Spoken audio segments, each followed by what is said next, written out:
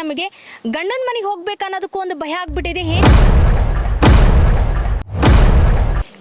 ನಮಸ್ಕಾರ ವೀಕ್ಷಕರೇ, ನೀವು ನೋಡ್ತಾ ಇದ್ದೀರಾ ವಿಟಿವಿ ಬಳ್ಳಾರಿ. ನಾನು ನಿಮ್ಮ ಪವಿತ್ರ. ನಾವು ಇಲ್ಲಿ ಗುಗ್ರಟ್ಟಿಯಲ್ಲಿ ನಿನ್ನೆ ನಡೆದಿರೋಂಥ ದುರಂತದ ಬಗ್ಗೆ ನಾವಿಲ್ಲಿ ಮಾತಾಡೋಕೆ ಬಂದಿದ್ದೀವಿ.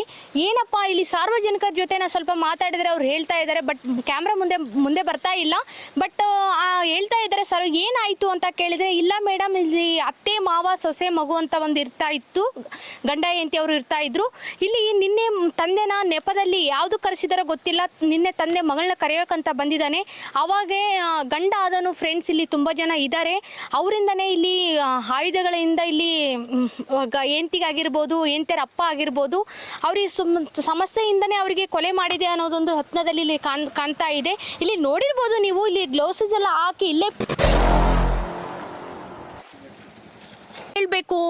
ಒಂದು ಪ್ರಶ್ನೆ ಅಂತ ಏನು ಹೇಳಬೇಕು ಅಂತಂದರೆ, ಇವಾಗ ಪರಿಸ್ಥಿತಿ ಹೇಗಿದೆ ಅಂತಂದರೆ, ನಮಗೆ ಗಂಡನ ಮನೆಗೆ ಹೋಗ್ಬೇಕು ಅನ್ನೋದಕ್ಕೂ ಒಂದು ಭಯ ಆಗ್ಬಿಟ್ಟಿದೆ, ಹೆಂಡತಿ ಮನೆಗೆ ಹೋಗಬೇಕು ಅನ್ನೋದಕ್ಕೂ ಒಂದು ಭಯ ಆಗ್ಬಿಟ್ಟಿದೆ. ಆ ಪರಿಸ್ಥಿತಿಯಲ್ಲಿ ನಾವು ಇಲ್ಲಿ ಜೀವನ ಮಾಡ್ತಾ ಇದ್ದೀವಿ. ಇವಾಗ ಇಲ್ಲಿ ನೋಡ್ತಿರ್ಬೋದು, ಮನೆ ಬಂದುಬಿಟ್ಟು ನಮ್ಮ ಡಿಪಾರ್ಟ್ಮೆಂಟ್ ಅವ್ರು ಸರ್ ಬಂದುಬಿಟ್ಟು ಸೀಸ್ ಮಾಡಿ ಹೋಗಿರ್ಬೋದು, ಇದು ಮನೆನ ಸೀಸ್ ಮಾಡಿ ಹೋಗಿದ್ದಾರೆ.